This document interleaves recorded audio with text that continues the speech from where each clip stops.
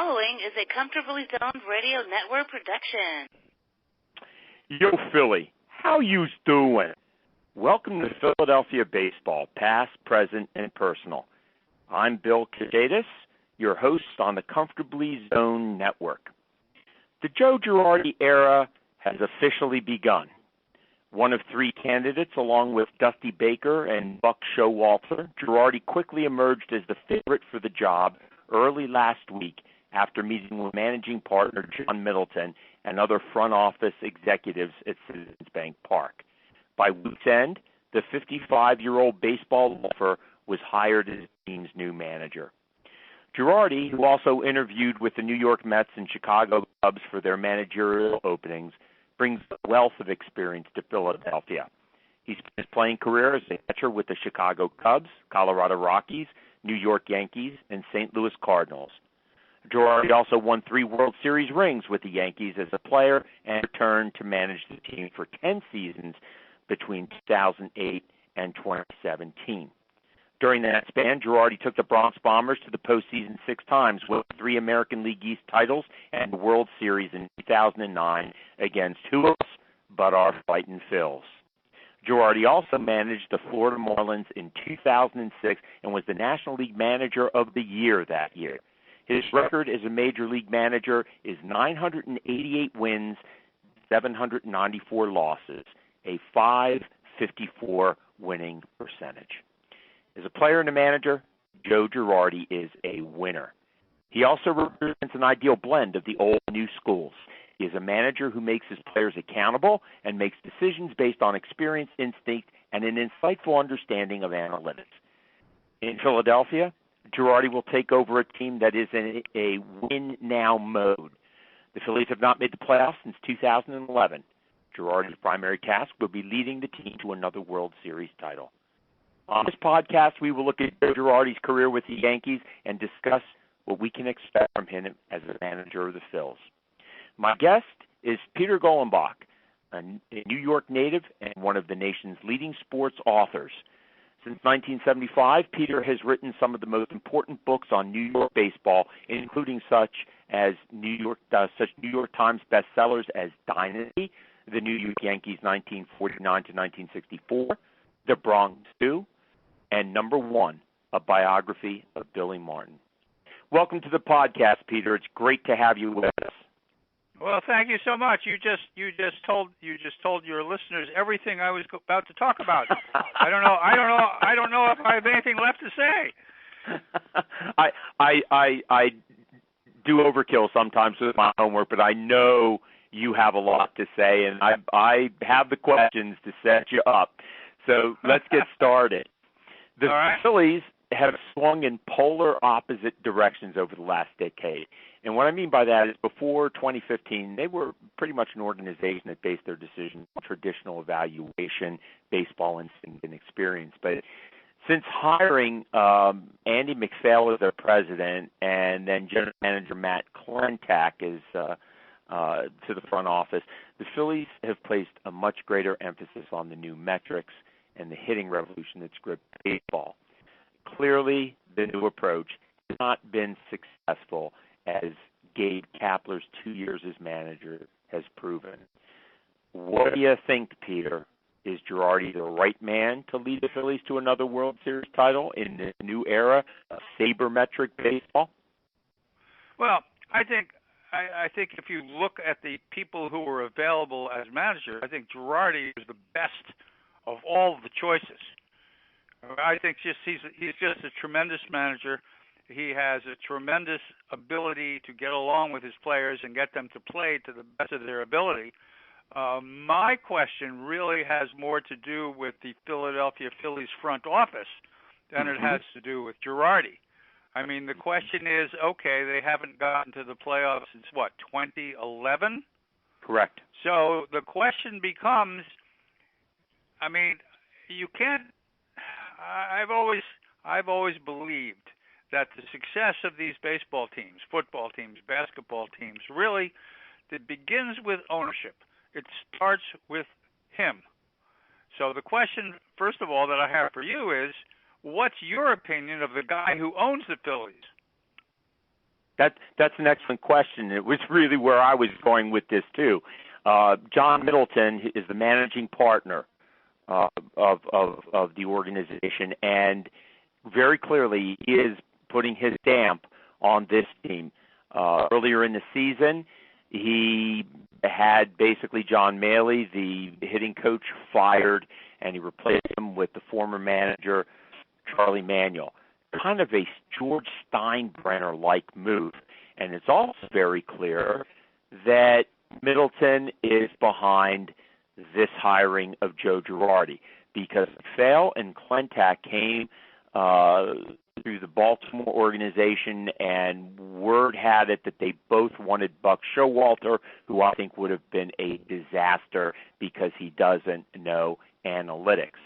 But to turn the question back to you, yep. As we both know, in New York, Joe Girardi reported to a very experienced general manager, Brian Cashman, who'd already built a World Series dynasty with the Yankees. No question. But in Philly, he's working with a young, inexperienced general manager.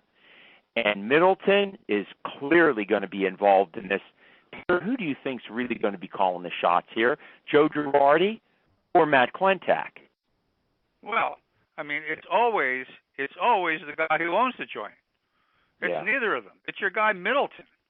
Now, if your Middleton is like Steinbrenner became wealthy because he inherited a shipping company that his father had put together. All right? Mm-hmm. Steinbrenner really, more than anything else, wanted to be a football coach. That's what he wanted to be. Right. And he ended up owning the Yankees because the Cleveland Indian ownership refused to sell him the team. So he ended up with the Yankees. But truly, he didn't know a thing about baseball. He really didn't. But he was something of a narcissist. So, what is that? So he was convinced that he knew more about it than the general manager or the managers. Now, if your fellow Middleton will allow your general manager to do his job, and the general manager allows Girardi to do his job, I think you've got something. The question is, will he? That's an excellent question, because I think John Middleton knows enough to know that he doesn't know a lot about baseball. And yet he will fire a pitching coach and hire somebody, a hitting coach, and hire somebody perhaps not even as qualified. No, you're right. I think you're right. But I think that's why it was so important for him to get Girardi, because I think he is going to defer to Girardi's decision. And, you got to look at the Girardi situation. He's 55 years old. Okay? Why would he want to come to Philadelphia and report to a young general manager who really hasn't proven himself after, the success that he's had? I mean, there's got to be some kind of agreement between Middleton and Girardi that he's going to have a tremendous say in this organization. And I think we're going to start seeing this when we find out who his pitching coach is going to be, because as we both know, Larry Rothschild he was let go by the Yankees. So It'll be interesting to see whether perhaps where Larry Rothschild goes. I mean, that'll be very interesting to see where Rothschild goes. There's no two ways about that. Yeah. Your point is well taken now, because I think Middleton, although he is not as flamboyant as Steinbrenner was, there's some of the same qualities. Yeah. Nobody is. Well, you're right. Yeah, nobody is. But I mean, if he's one of these narcissistic characters who believes that he knows more than his general manager and his manager because somehow he had made billions of dollars in some other business, it's not going to matter who the Phillies hire as your manager. It's not going to matter at all, because he's going to continually cause a great deal of stress on your manager and your players. Mm-hmm. And it's interesting because you got a pretty damn good team. Yeah, except the pitching staff. You're absolutely right. Well, but you've got a lot of interesting free agents rolling around. It would not surprise me at all to see Garrett Cole end up with the Phillies.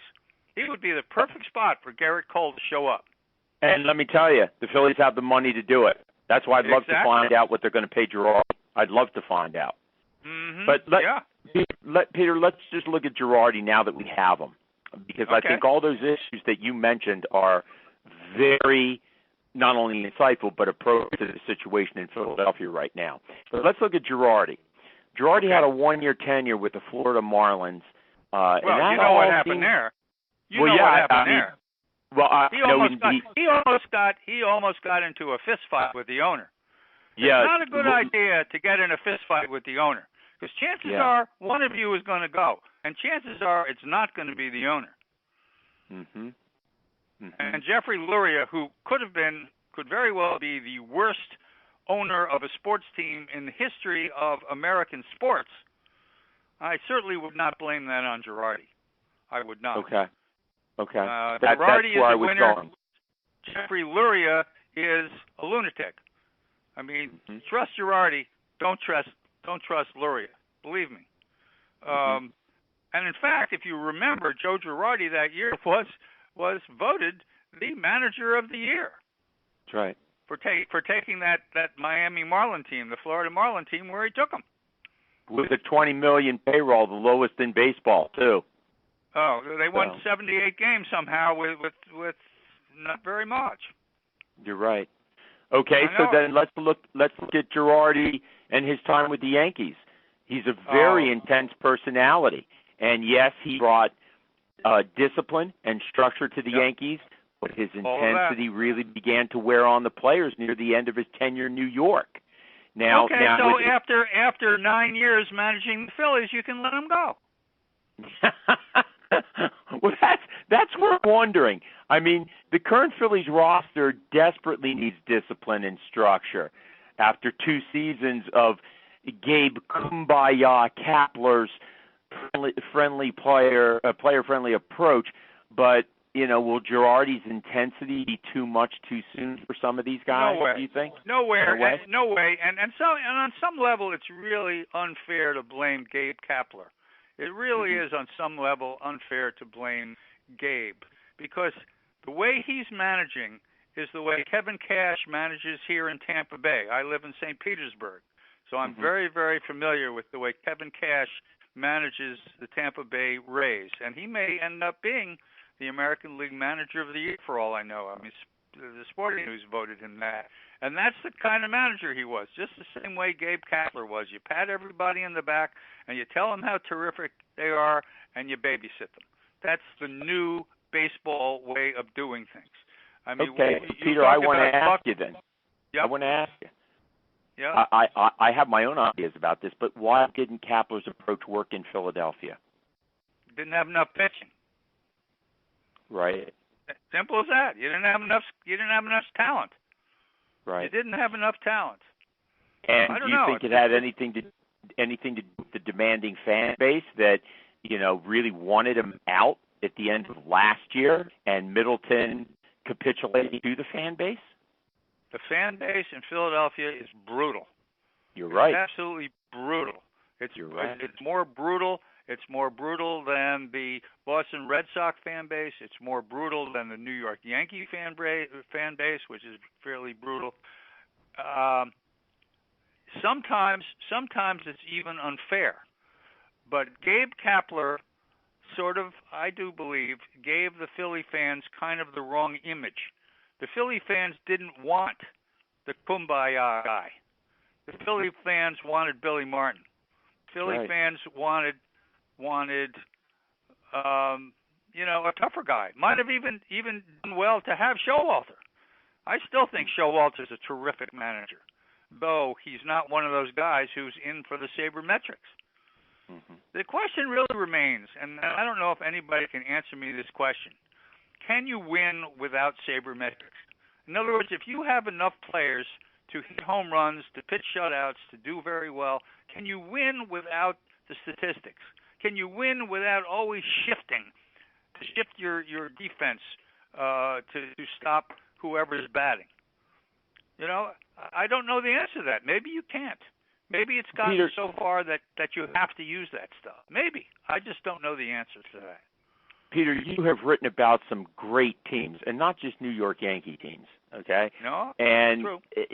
I read you as someone more, in line with my kind of thinking, which is that, yeah, okay, I'll buy sabermetrics as a supplement, but I'm not going to throw out the baby with the bathwater and go whole hog on this.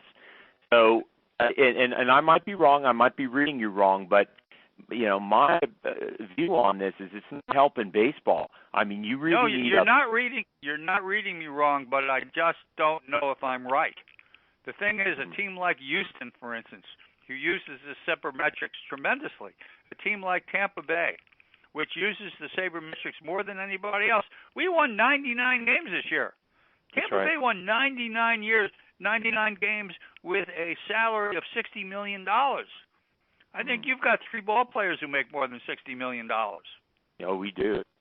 I know Absolutely. You do. So the question then becomes, are we sort of the old guard passé?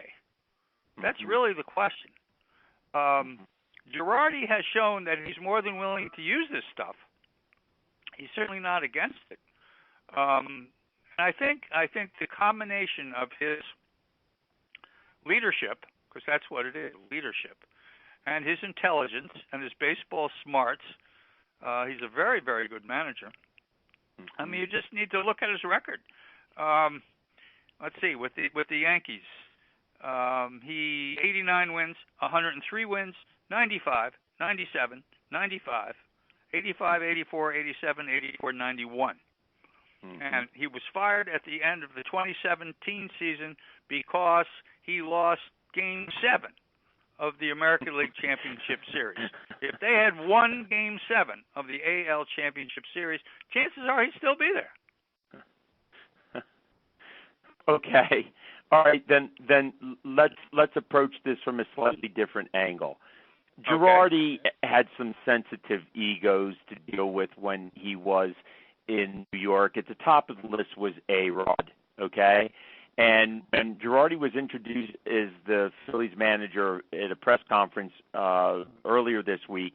He insisted that there would be very simple rules. Show up on time, be prepared, work hard.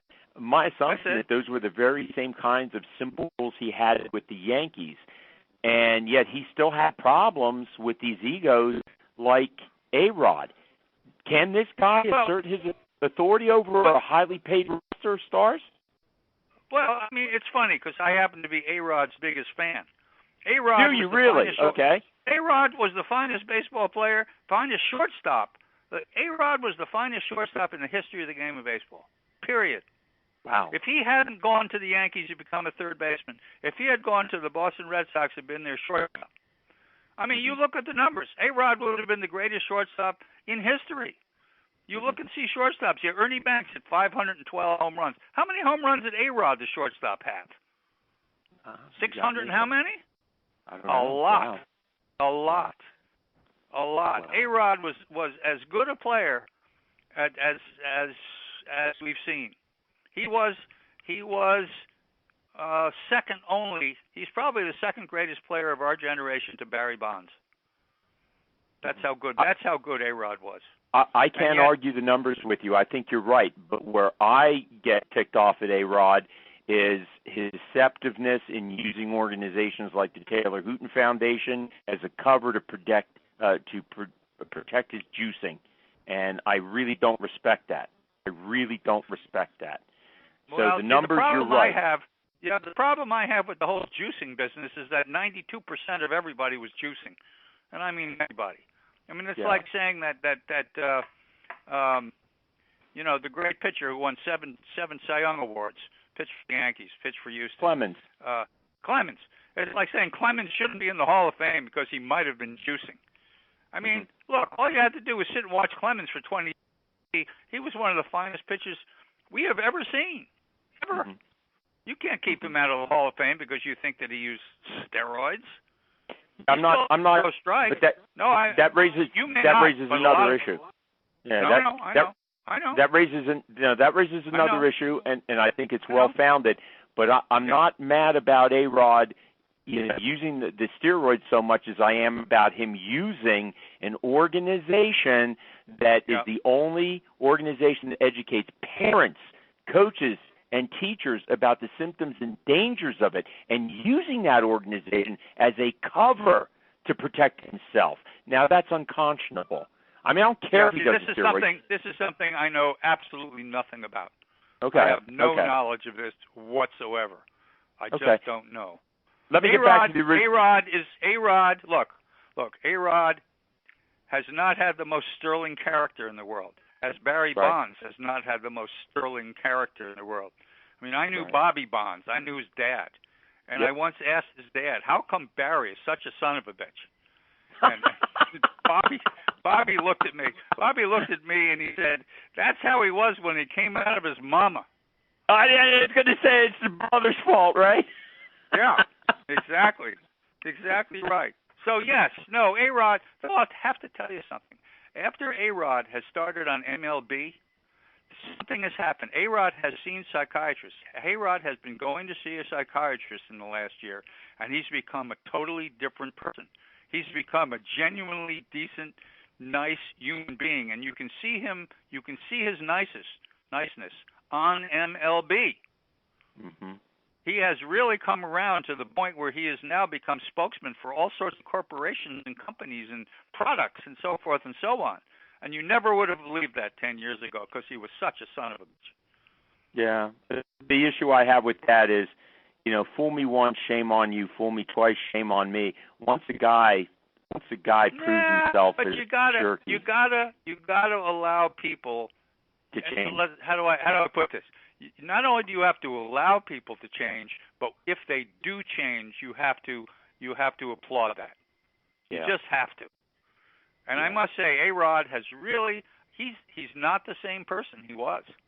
He's just not. And he talks about it. He's been a psychiatrist. He realized what a selfish, narcissistic person he was. Maybe it's because of his relationship with J-Lo, for all I know. It could be. Could be. But he has become a really decent sort, and it's really fun to see.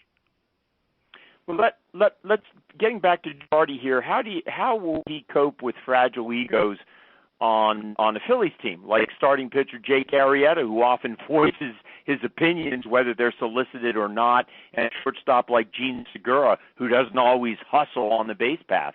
I mean, what can the Phillies expect from Girardi with guys like this? My guess is that Girardi will ignore the former and punish the latter. Right. Because not hustling on the base paths it's a crime in Little League. Yep. That's not just something that's bad in the majors. I don't care where you are. Mm-hmm. I mean, we play softball. That's a crime in softball, for crying out loud. I mean, you got to hustle, and Girardi will make them do that. Girardi will make them play the game the way the game is supposed to be played. And you know who's going to benefit the most from that? Your boy Harper. Your boy Harper's going to benefit from this tremendously. What did he have last year? 114 RBIs. He should have 140 RBIs. And I'm glad you said that. I'm glad you said that. You want to know something I've been saying even when they were thinking about Harper? I've been saying that kid is still young. He needs mentorship, and he needs people to make sure that the other players are accountable around him, because we were putting too much on his shoulders to turn things. I'm glad you said that. He could be a better player than what he is. He could be. Well, and we should not be satisfied with what he did this year. I mean, I was looking at the numbers for your outfielders. Scott, your center fielder, Scott Ringree's 55 RBIs. Your left fielder, McCutchen, who came from the Pirates, he had 29 RBIs. McCutchen's a potential, all-star and MVP if you treat him right and make him happy. Right. Remember, though, Peter, those are abbreviated seasons because McCutchen only played through the spring. He got hurt. We had Herrera, what's his name? Odubel Herrera, who beat up his girlfriend, so he played the spring, and Kingery was sometime in the center field. We got this guy, Adam Hazley, who they brought up, who I think is going to be the future center fielder. But I get your point. I get your point. That outfield should be really validating. You still have Jay Bruce. You still have Bruce, I think. Yeah, we do. He's pretty darn good. I don't know who any of your infielders are. Reese Hoskins, Cesar Hernandez, Segura's very good. And Franco, I don't know at all. He's out of Philadelphia. They're going to send him out. Out. Your catcher is terrific, I think. Real Muto. I think that's in baseball. Yep, absolutely. And all you need is a couple of star pitchers, and I think you're going to be back in business. Let's say we get those star pitchers, Peter. How long do you think it's going to take Girardi to turn it around and play? Spring training? How long is it going to take Joe Girardi to get us back to the postseason if we get starting pitchers? And how long will it take him to get us another world championship, even though that's a crutch? I don't know. World champ, you cannot predict world champions. I'm sorry. Right. You cannot predict that. But to get back to the playoffs, should do it next year. Yep. But you need those pitchers. You need a couple of guys who'll give you 180 innings. Now I'm going to, just for the last question, I want you to speculate well into the future. Uh-huh. It's difficult to deny that Joe Girardi is one, if not the best managers in Major League Baseball today. We already talked. The Phillies picked the best guy. Absolutely. With a .554 winning percentage, he ranks 31st of the 282 current and former MLB managers who've managed at least 400 games. You want to know who the next closest current manager is? Terry Francona of the Cleveland Indians, who's ranked 48 with a .542 winning percentage. Let's put that in his Exactly. He and Francona are the same guy. And if you had gotten Terry Francona, you would be out on South Street dancing. Peter, we had Terry Francona when he was Gabe Kapler. We always get these guys when they're too young. The problem is your ownership. Your ownership You're right. panics. Your ownership panics and doesn't allow the people to gain the knowledge and gain the experience that they need, and so they jettison so that they can go to other teams and become great. Okay. I still say that your ownership is suspect, and that may be your biggest problem. Yeah, I think it always has been. I think you're right. Because ownership doesn't change. I mean, we have the Tampa Bay Bucks football team, and every year the Tampa Bay Bucks football team goes 5-11, and every year they get rid of either the general manager or they get rid of the coach, and they bring in some other guy, and they talk about how great this team is going to be this year, and they end up 5-11, year after year after year after year, and it's not either the general manager or the coach. It's the guy who owns the joint. It always is, always will be. So when it's said and done, and this is I'm going to ask you to speculate, when it's all said and done for Joe Girardi, Hall of Fame manager? Absolutely. Oh yeah, I think so. He's only 55. He's got another 15 years to manage. 55. Right. Good. Yeah, he's got another 15 years to manage. That's what I wanted to hear. Hey, what are you working on now? You got anything in the anything in fire? Anything on the back burner? What are you working on? I got a book coming out in March called American Nero. It is about the history of the rule of law in America. That is democracy. And the presidents. I did it with Richard Painter. Painter, who is a law professor at the University of Minnesota. And it's about the rule of law and how the current president is destroying it. Great topic. Excellent topic. So and I appreciate that because I go between history, politics, and baseball as well. Anything on the baseball front? Yeah, I've got a book that I've sent out. Hopefully somebody will buy it, called 100-Year-Old Yankee. It's the history of the Yankees through the eyes of this fella. The fella is made up, but stories are not. And he starts with the Yankees in 1919, and he finishes with George Steinbrenner in the year 1999, when Steinbrenner fires him when he's 96 years old. Wow! So, wow! Got that. Great. That's great. That's great stuff. That's great stuff. Yep. Listeners, we've been speaking with Peter Golenbock, an authority on New York baseball, one of the nation's leading sports authors. Peter, thanks for being with us and for your work, which has contributed significantly to our understanding of baseball history, and particularly New York baseball history. Oh, you're very kind, Bill. I enjoyed it. Thanks so much. You're welcome. And thank you, Philly fans, for tuning in. See you next week for another podcast of Philadelphia Baseball Past, Present, and Personal. This is Bill Kashatus, rounding third and heading home on the Comfortably Zoned Radio Network.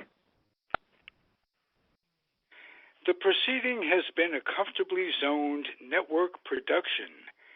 You are advised to keep your dreams wet, your humor dry, your children and grandchildren out of military recruiting offices and off the laps of clerics who wear dresses. Thank you for listening, everyone. Happy trails.